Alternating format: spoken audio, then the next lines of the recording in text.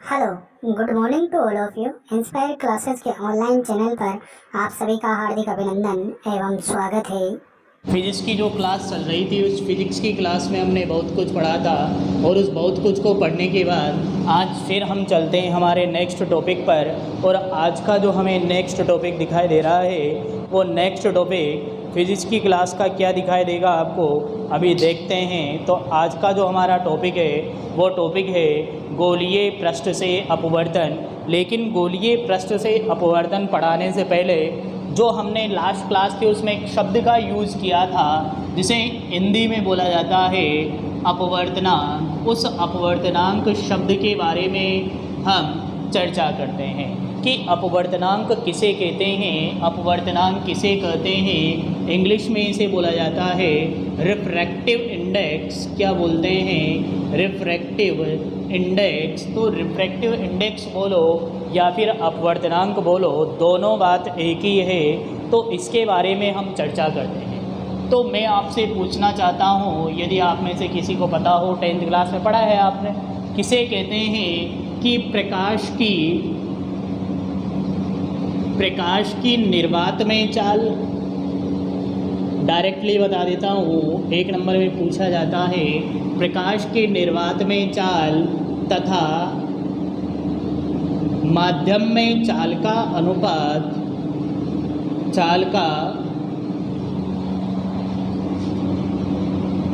तथा माध्यम में चाल का अनुपात। निर्वात में प्रकाश की चाल तथा माध्यम में चाल का अनुपात क्या कहलाता है?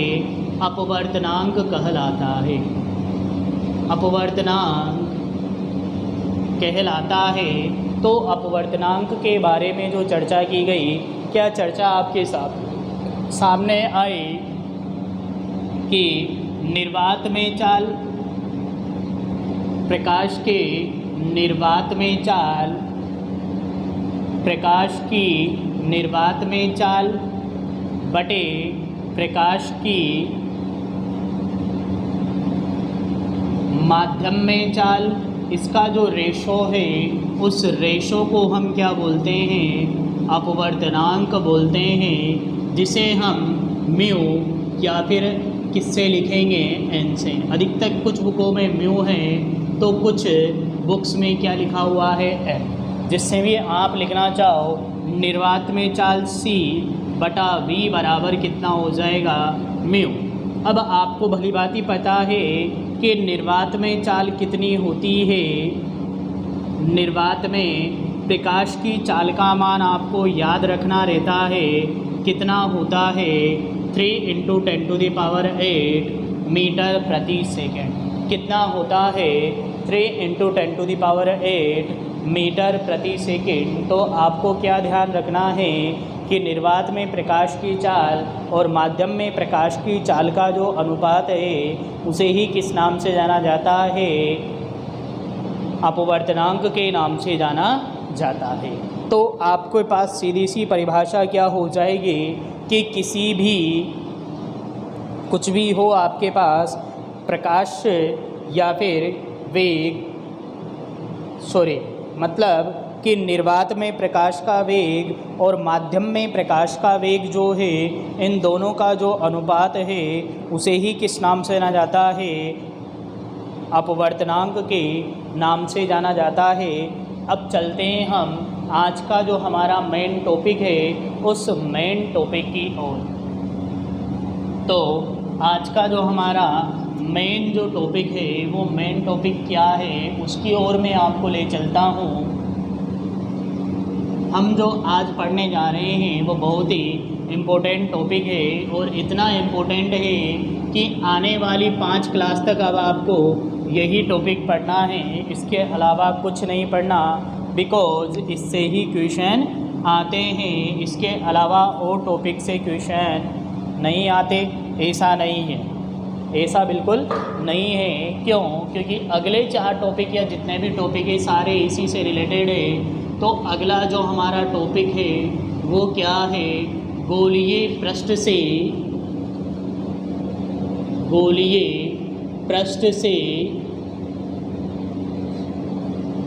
अपवर्तन। हमारा जो नया टॉपिक शुरू होने जा रहा है वो क्या है, गोलीय पृष्ठ से अपवर्तन। इंग्लिश में यदि मैं लिखूं, क्या लिखूंगा, रिफ्रैक्शन थ्रू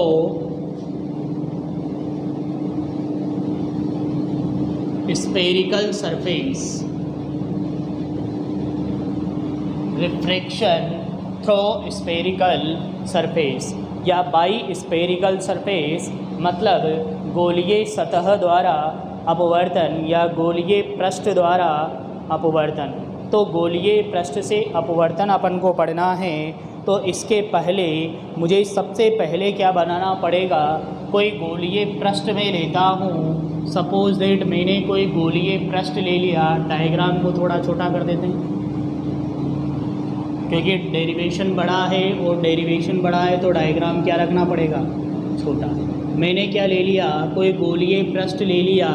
ये इसका क्या है, मुख्य अक्ष। अब आपको पता है कि मुख्य अक्ष पर फोकस भी रहेगा और वक्रता केंद्र भी रहेंगे।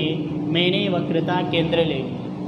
ठीक, इसके बाद मैंने यहाँ पर एक बिंदु लिया है O, जिस पर क्या रखा हुआ है, कोई बिंब रखा हुआ है, मतलब कोई ऑब्जेक्ट इस बिंदु पर रखा हुआ है। इस बिंदु से प्रकाश किरण जाती है और कहाँ टकराती है, किस पर टकराती है, तो हम बोलते हैं कि हमारे पास जो गोलीय सतह थी AB, इस गोलीय सतह को मैंने नाम क्या दे दिया, AB, और ये इसका सेंटर प्रकाशिक केंद्र, हिंदी में क्या बोलते हैं, प्रकाशिक केंद्र, ऑप्टिकल सेंटर, ये रहा। अब हमें पता है कि यहाँ क्या रहेगा, अभिलंब रहेगा, जो किससे गुजरेगा, 90 डिग्री से गुजरेगा। मतलब दर्पण पर बनने वाला या फिर लेंस पर 90 डिग्री का कोण जो बनाता है, या फिर किसी सतह पर जो 90 डिग्री का कोण बनाएगा, उसे किस नाम से जाना जाता है, अभिलंब के नाम से जाना जाता है। अब हमने जो पढ़ा है उस पढ़े हुए को हम अप्लाई करते हैं। हमने लास्ट जो पढ़ा था उस लास्ट में एक चीज़ पढ़ी थी कि किसी भी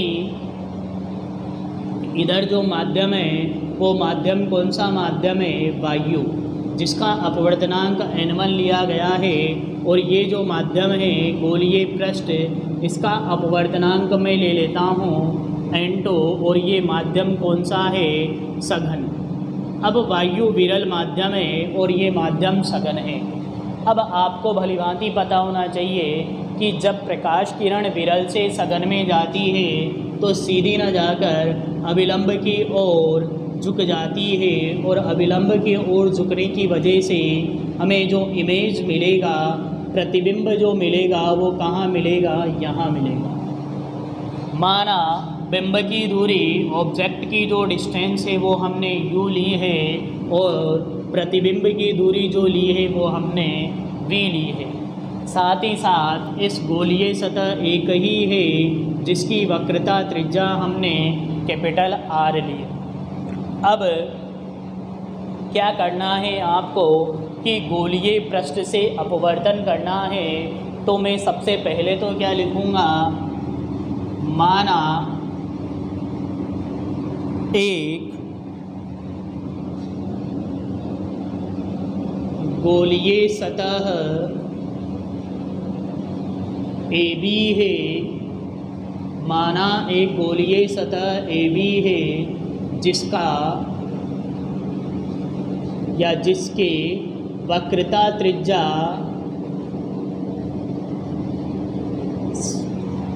रेडियस ऑफ कर्वेचर, जिसकी वक्रता त्रिज्या कैपिटल R है, जिसकी वक्रता त्रिज्या कितनी ली गई है, कैपिटल R ली गई है। अब हमें इसे सॉल्व करना है। इस गोलीय सतह पर, इस गोलीय सतह पर O से लेकर कहाँ तक गया, मैं इसको पॉइंट दे दो M P, और ये B दे रखा है, वो A तो लास्ट छोड़े उसका, M दे दिया, B ये ठीक है। इस गोलीय सतह पर OM दिशा में गहरी OM दिशा में कोई प्रकाश किरण आपतित होती है, कोई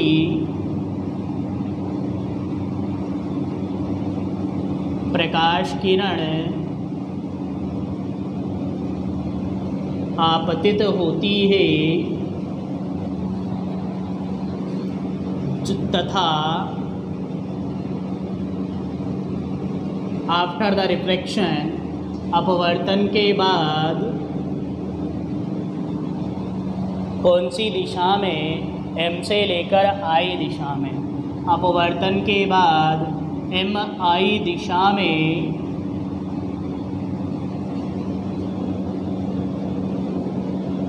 अपवर्तित हो जाती है। कौन सी दिशा में? M से लेकर I दिशा में। अब अभिलंब और आपतित किरण के मध्य बनने वाला कोण आपतन कोण, और ये कौन सा कोण है? अपवर्तन कोण। तो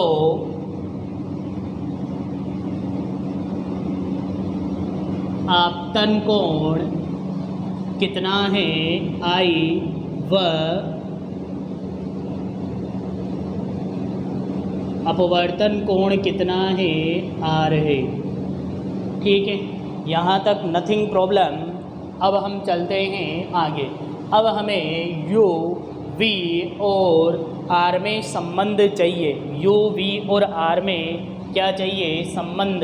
तो U, V और R में संबंध के लिए मानेंगे कि हमारे पास जो ये था, मतलब इस गोलीय दर्पण की वक्रता क्या है? नगण्य है। माना गोलीय दर्पण का द्वारक, माना गोलीय सतह, दर्पण नहीं, गोलीय सतह का द्वारक नगण्य है। और जब द्वारक ही नगण्य है तो इसका मतलब क्या हो गया कि द्वारक नगण्य होने की वजह से ये एक सीधी लाइन हो गई, अर्थात MP एक सीधी रेखा होगी, एक सीधी रेखा होगी। यहाँ पर मैंने द्वारक ज़्यादा ले लिया है, लेकिन आपको क्या करना है? बहुत ही कम लेना है। MP एक सीधी रेखा होगी। तो अब देखना, यहाँ पर मैं सपोज दैट इस कोण को हमने दे दिया अल्फ़ा, इस कोण को हमने दे दिया बीटा, और इस कोण को हमने दे दिया गामा। और हमने ये पता कर ही लिया कि हमारे पास जो ये है, ये लो, अब ठीक हो गया द्वारक। ये P पॉइंट यहाँ पर है। वो क्या था कि पहले द्वारक क्या हो रहा था? बहुत ज़्यादा आ रहा था। अब द्वारक क्या हो गया? कम हो गया, मतलब उसका मुड़ाव। अब M से लेकर P तक आपको क्या दिखाई दे रहा है? अल्फ़ा, बीटा और गामा तीन दिखाई दे रहे हैं। इन तीनों के लिए हमें क्या करना है? tan थीटा लगाना है। क्या करना है? ये तो है R और ये है गामा। मेरे को tan थीटा लगाना है। तो त्रिभुज कौन सा लूँ मैं? OPM, क्योंकि मैंने अब ये कितना मान लिया? 90 डिग्री। स्ट्रेट लाइन है, मतलब कितना हो जाएगा? 90 डिग्री। त्रिभुज OPM में, त्रिभुज OPM में हम क्या लगा देते हैं? tan थीटा का फॉर्मूला लगा देते हैं। मतलब tan थीटा का फॉर्मूला क्या होता है? में tan थीटा बराबर क्या होता है? लंब बटे आधार। क्या होता है? लंब बटे आधार। इस फॉर्मूले को हमने लगाया तो tan थीटा की जगह यहाँ कितना है? अल्फ़ा। tan अल्फ़ा बराबर लंब थीटा के जस्ट सामने, मतलब MP, M P लंब हो गया अपॉन आधार कितना हो जाएगा OP। समीकरण नंबर 1।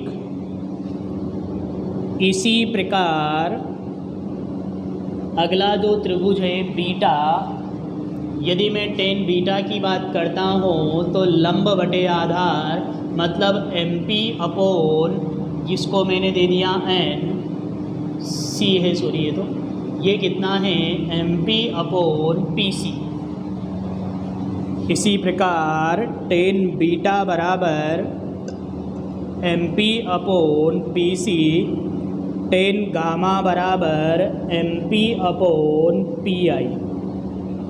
समीकरण नंबर 2, समीकरण नंबर 3, समीकरण नंबर 2, समीकरण नंबर 3। अब कौन से त्रिभुज में क्या है वो लिखने की ज़रूरत नहीं है, डायरेक्ट मैंने क्या लिख दिया चित्र से।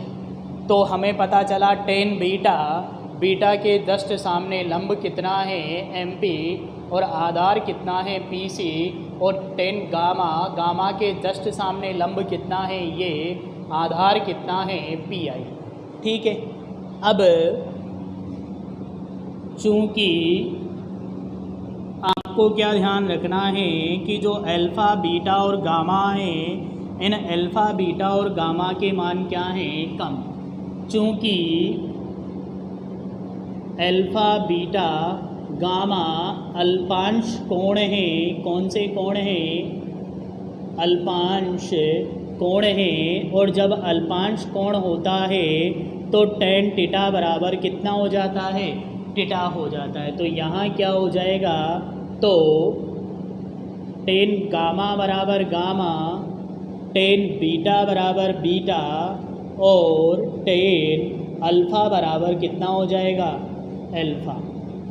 तो समीकरण 123 मतलब 1, 2 व 3 से अब जो समीकरण 1, 2, 3 tan की थी वो बन जाएगी अल्फ़ा बराबर MP अपॉन OP, बीटा बराबर MP अपॉन PC, गामा बराबर कितना हो जाएगा MP अपॉन PI।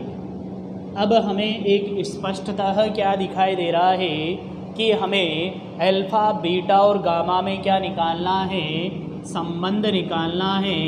इसको पूरे को मैंने दे दिया मिक्स करके, चारों डिब्बों को या चारों समीकरणों को हम समीकरण नंबर 4 दे देंगे। अब मुझे अल्फ़ा बीटा और गामा के मान निकालने हैं। क्या करने हैं, अल्फ़ा बीटा और गामा की क्या करने हैं मान निकालने हैं। तो अल्फ़ा बीटा गामा के मान निकालने के लिए हम क्या करेंगे, चित्र में देखते हैं। पुनः किस में देखते हैं, चित्र में देखते हैं।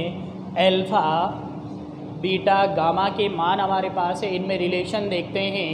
अब त्रिभुज की बात करता हूँ मैं, OMC, अंदर के कोण अल्फ़ा बीटा, बाहर का कोण I। तो आपने एक प्रमेय पढ़ी है, चूँकि वी नो देट नहीं जानते तब भी लिखना है। क्या जानते हैं कि त्रिभुज के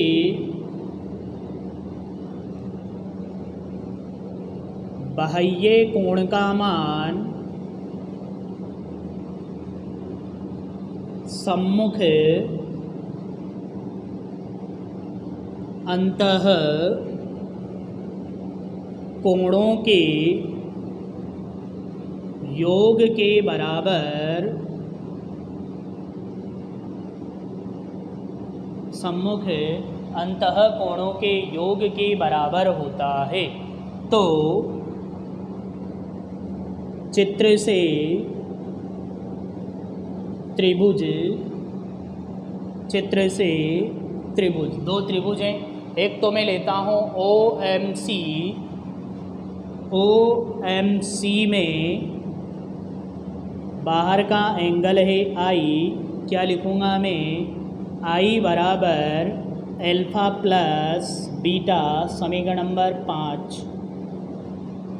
देखो ये आई बाहर बाह्य कोण, उसके सम्मुख अंतः कोण दोनों हैं अल्फा और बीटा।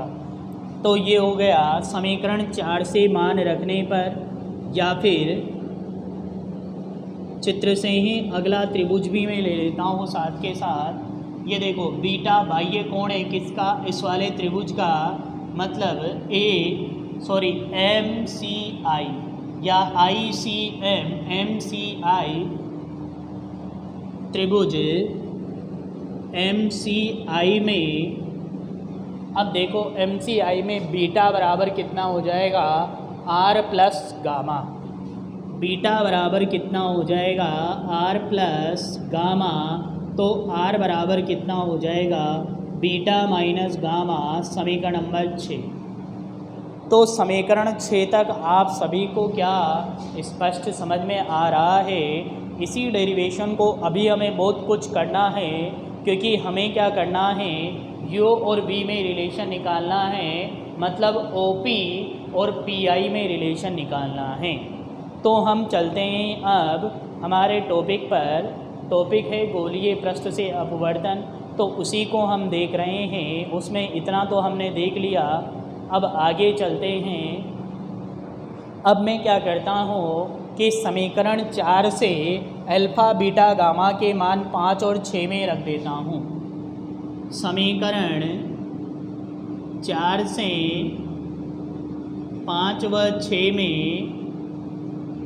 समीकरण 4 से हम क्या करें, अल्फ़ा और बीटा के मान क्या रख देते हैं, यहाँ रख देते हैं। तो I बराबर कितना हो जाएगा, अल्फ़ा प्लस बीटा, मतलब MP upon OP plus MP upon PC, ये हो गया। अब देखते हैं हम अगली क्या है। यहाँ से R बराबर बीटा माइनस गामा, गामा इधर गया, बीटा माइनस गामा मतलब MP upon PC minus MP upon PI। ये दोनों आ गए। अब बहुत ही सिंपल हो गया, ये हो गई 7 और ये हो गई 8। अब सिंपल कैसे हो गया, तो उसको कैसे सिंपल हुआ है, उसका रीज़न क्या है वो आपको पता होना चाहिए। सिंपल होने का रीज़न ये है, इस समीकरण 8 को मैं इधर ही लिख लेता हूँ। R बराबर MP upon PC minus MP upon PI, समीकरण नंबर 8 मैंने उधर ही लिख ली। रीज़न है क्योंकि अब बड़ी इक्वेशन बनेगी। अब हम स्नेल का नियम लगाते हैं। स्नेल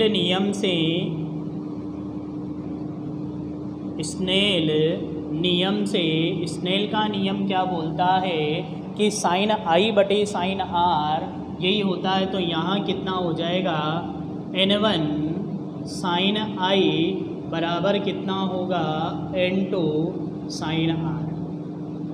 N1 साइन I बराबर N2 साइन R, तथा वापस हम क्या लिखेंगे, I व R अल्पांश कोण हैं। कौन से कोण हैं, अल्पांश कोण हैं। तो साइन I बराबर कितना रह जाएगा, I, और साइन R बराबर कितना रह जाएगा, R। तो हमने देखा कि साइन I बराबर कितना रह गया, I, और साइन R बराबर कितना रह गया, R। इसमें हमने मान रख दिया तो कितना हो जाएगा, N1 I, इसलिए तो कितना हो गया, N1 I बराबर कितना हो जाएगा, N2 R। तो अब मान ही रखना है समीकरण 7 व 8 से। हमने मान रख दिया N1 I की जगह मैंने रख दिया कितना, MP upon OP plus MP upon PC बराबर N2 R की जगह मैंने रख दिया MP upon PC minus MP upon PI। अब मुझे जहाँ तक नोटिस हो रहा है, यहाँ से मैं MP कॉमन ले लूँ तो 1 upon OP plus 1 upon PC। यहाँ से भी हम MP कॉमन ले लें तो 1 upon PC minus 1/pi। MP से MP कट गया और इसको अंदर मैंने गुणा कर दिया, MP से MP कट गया, N1 को अंदर गुणा किया, N1/OP। आई थिंक आपको दिख नहीं रहा होगा, दिख रहा है अभी तो, N1/OP, फिर अंदर गुणा किया तो N1/PC, N1/OP, N1/PC बराबर N2/PC माइनस N2/PI। ये कुछ वैल्यूज़ हैं।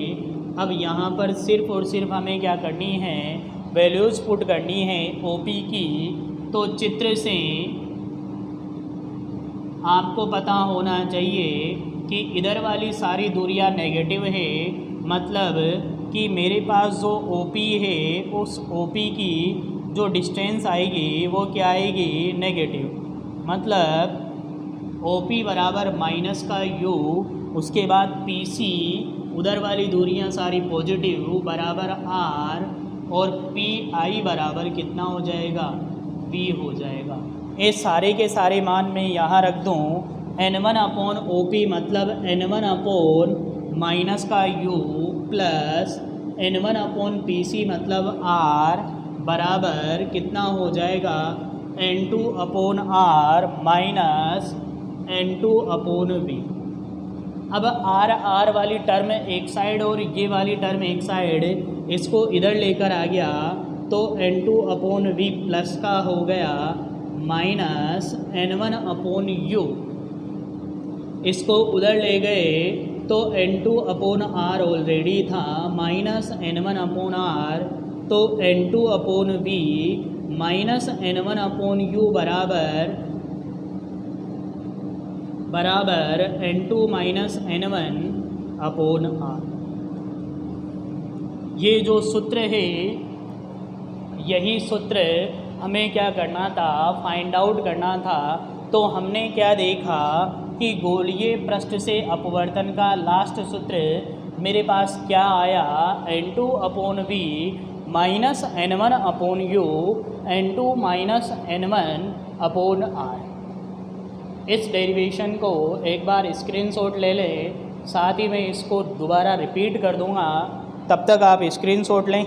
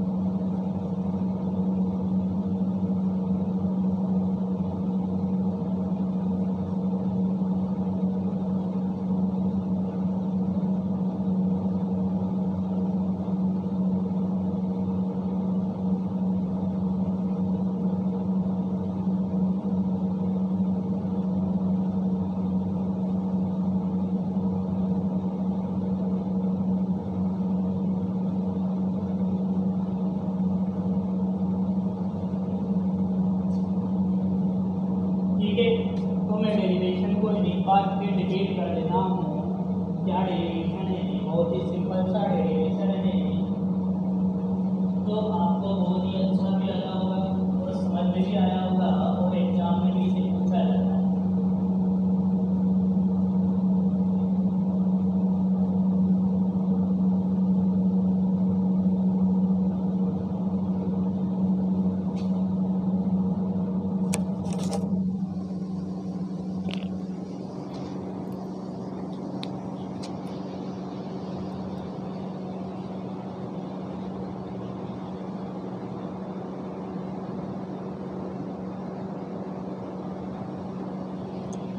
तो डेरिवेशन क्या था कि गोलीय पृष्ठ से अपवर्तन के बारे में हमें चर्चा करनी है।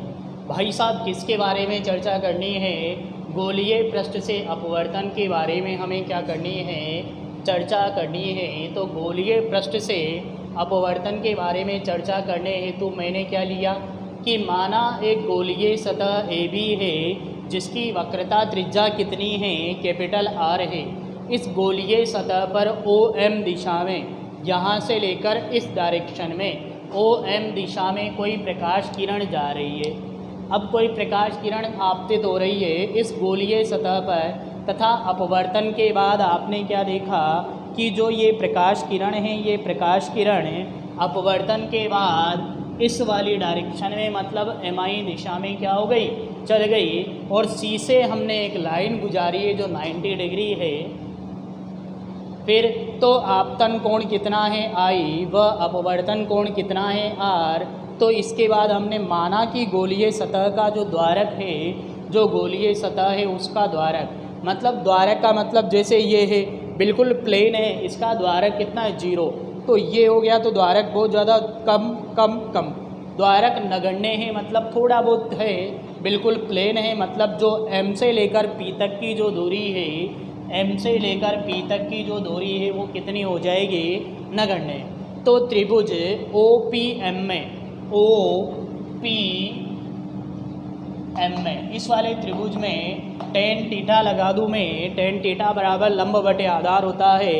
तो tan अल्फ़ा, अल्फ़ा के जस्ट सामने MP अपॉन OP, और इसी प्रकार tan बीटा और गामा निकाला।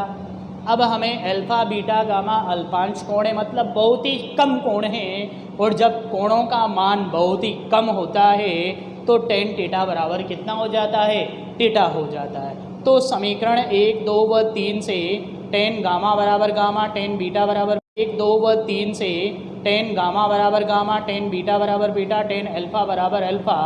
अब हम जानते हैं कि त्रिभुज में जो बाह्य कोण का मान सम्मुख अंतः कोणों के योग के बराबर होता है। तो चित्र से त्रिभुज OMC और MCI में दो त्रिभुज हैं। OMC ये O से लेकर M और C, ये एक त्रिभुज है। इस त्रिभुज में हमें दो तो अंतः कोण दिखाई दे रहे हैं और एक बाह्य कोण दिखाई दे रहा है। तो बाह्य कोण बराबर मतलब I बराबर अल्फ़ा प्लस बीटा। फिर अगला त्रिभुज ये दिखाई दे रहा है मुझे, तो इसमें बाह्य कोण कौन सा है, ये वाला लो या फिर ये वाला लो, बात बराबर है। इस वाले को लोगे तब भी सम्मुख, इस वाले को लोगे तब भी सम्मुख, और ये बीटा है तो ये शीर्षाभिमुख होने की वजह से कितना हो जाएगा, बीटा। फिर अल्फ़ा बीटा गामा की वैल्यू हमने पुटअप कर दी, कहाँ, I और R में। अब I और R में रिलेशन चाहिए, तो ये तो हमें पता है कि स्नेल का नियम क्या बोलता है, साइन I बराबर साइन R N2 और N1।